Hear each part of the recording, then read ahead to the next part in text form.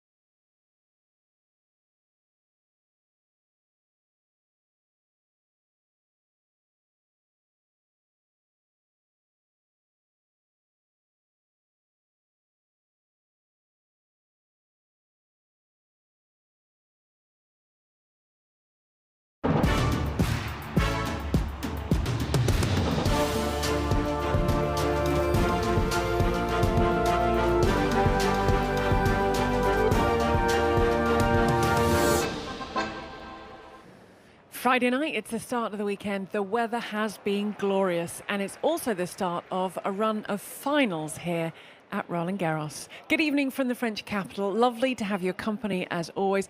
It has been another busy day, so here for you is what we have for you on tonight's show. Carlos Alcaraz wins 4-hour epic to reach first Roland-Garros final.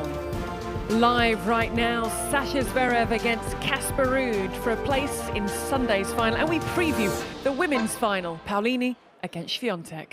So there's a lot coming your way. There's still a smattering of courts in action around the grounds, but the main action is taking place on Philippe Chatrier. That's been dedicated today to the men's semi-finals, and these two are only really just getting underway due to over 4 hours of a match that started at 2:30. This is a fifth meeting between Sasha Zverev, the man in your picture, and Casper Ruud, who has just held for a 5-2 lead.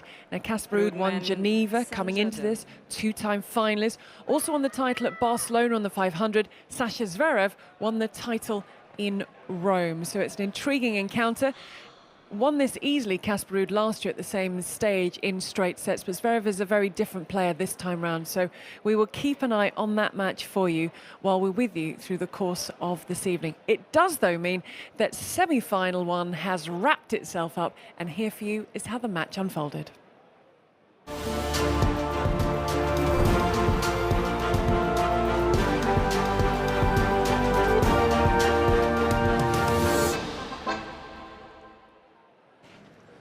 Now, this was a ninth meeting between the two, and the first 16 minutes, Jannik Sinner was unplayable. Everything he touched turned to gold, and there was a very frustrated Carlos Alcaraz who was yelling in frustration, something we don't see that often. Cool as a cucumber, Jannik Sinner, who will be the new world #1 on Monday, settled in impeccably in the first set to take it by 6-2. There was a turnaround in the second set, and Jannik Sinner's level really dropped off. He also started to suffer from cramps, and they started in his hands, first his left hand, then his right hand, then it went to his legs. So he did well to keep himself in the set as much as he did. We got to see the smile from Carlos Alcaraz that was missing for the first 20 minutes or so in this contest. Just the second time they'd met on clay, and a first time since Umag in 2022, and it was also only the second time they met on a Grand Slam stage, Sinner winning their meeting at Wimbledon in 2022. Second time they'd met this year. They always seem to bring out the best in each other, these two. They raise their levels, they raise their games. And Carlos Alcaraz would say afterwards that he started to suffer from a little bit of cramp in the third set, but he had learnt from his experiences last year when he cramped against Novak Djokovic. And as you can see, Jannik Sinner was able to settle himself. But Carlos Alcaraz, who has a phenomenal 5-set record, this win on match point would be his 10th 5-set win. He's only lost once over 5 sets. That was Australian Open 2022 against Matteo Berrettini. A third Grand Slam final for Carlos Alcaraz. US Open 2022, Wimbledon last year. He's 2-0 in those finals. He's 10-3 on the clay this year. He's 17-3, his record at Roland-Garros. And he's the second youngest man since 2000 to reach the Roland-Garros final after, you guessed it, Rafa Nadal. But that moment belonged to Carlos Alcaraz. A vamos to raise the roof if it had been on. We will hear from Jannik Sinner, who's recently been in his press conference. But first, the thoughts of Carlos Alcaraz on court. The toughest matches that I've played in my short career has been against Jannik. The US Open 2022, this one, that means the great player that Jannik is, the team that he has as well, the great work he put every day, and I hope to play many more matches like this one against Jannik. But yes, one of the toughest matches that I've played for sure.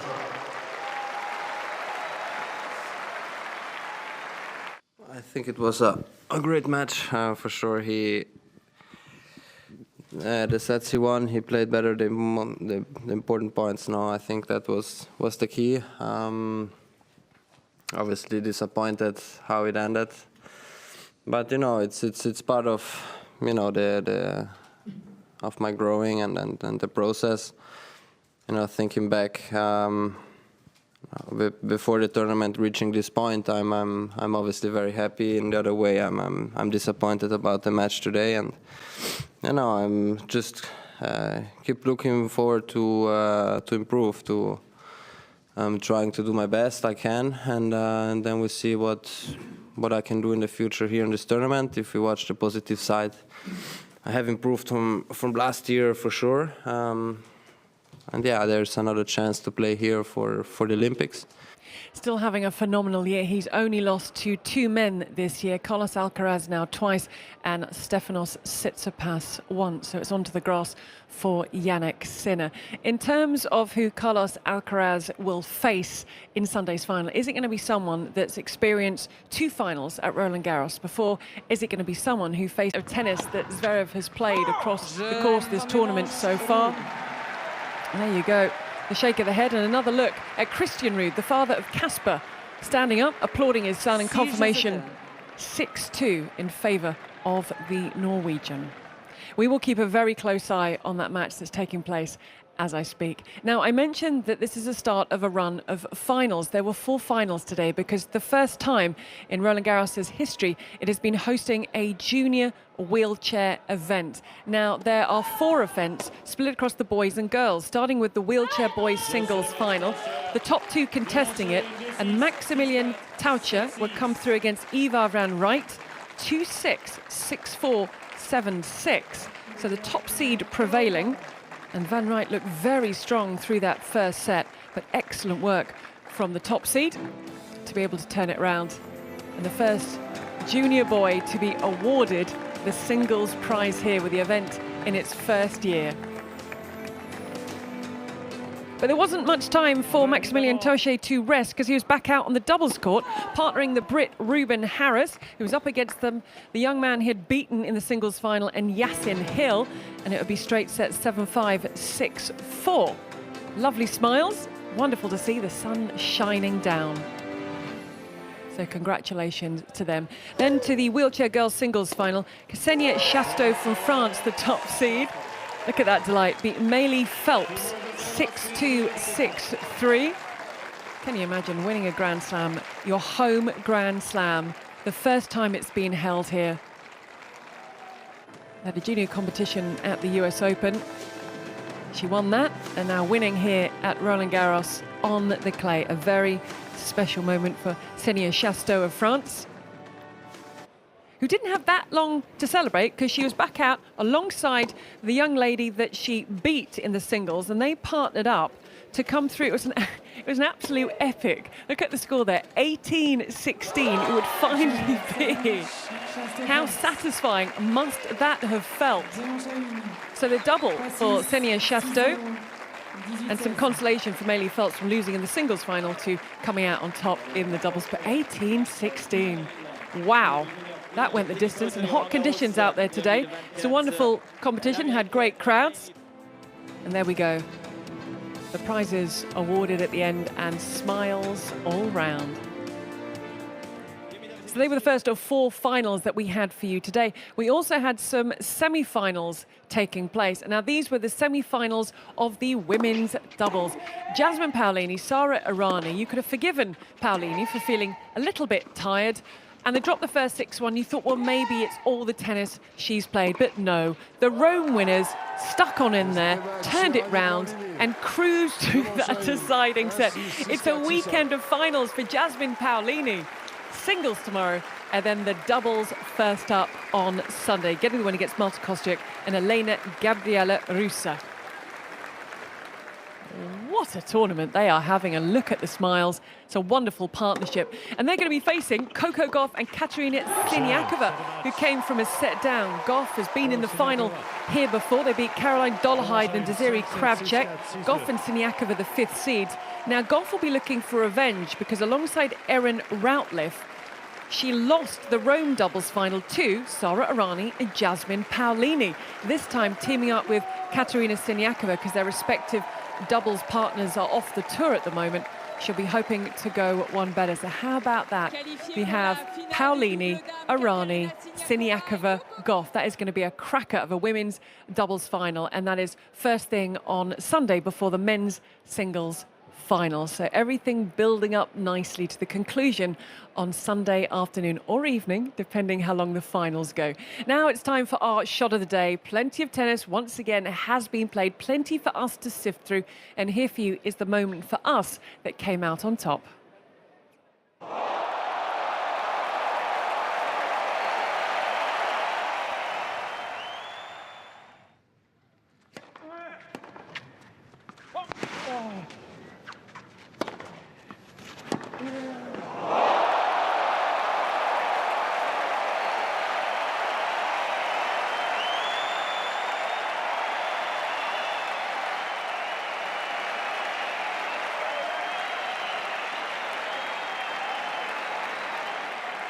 Quarantens.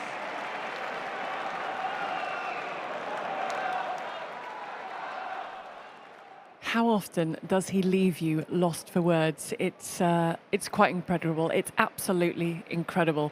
Now, tomorrow, taking centre stage in the middle of the afternoon on Philippe Chatrier, we have the women's singles final. I just mentioned Jasmine Paolini there, but she's up against probably one of the toughest tasks in women's tennis on the clay, and that is to beat Iga Świątek. She is the world number one with a very healthy lead. She's into her 5th Grand Slam final and she's 4-0 in finals. She's a 3-time winner here, 2020, 2022 and 2023.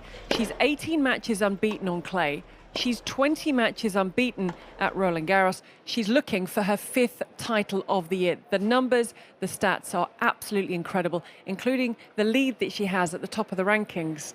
She's over 11,000 points. So, facing the task, I've built that up quite a lot now, is Jasmine Paolini. Now, you just saw her coming through in the doubles competition with Sara Errani. She's up to 7 in the live rankings. She's the 12th seed here. If she wins, she'll go to 5.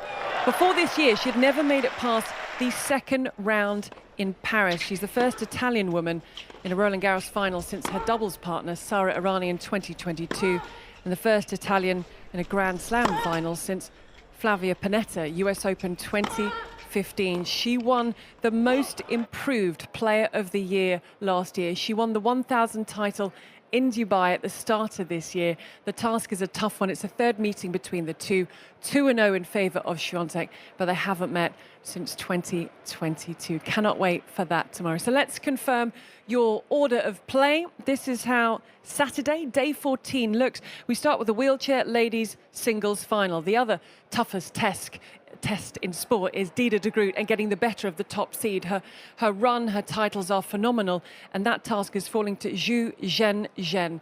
Then not before 3 o'clock, Iga Świątek against Jasmine Paolini.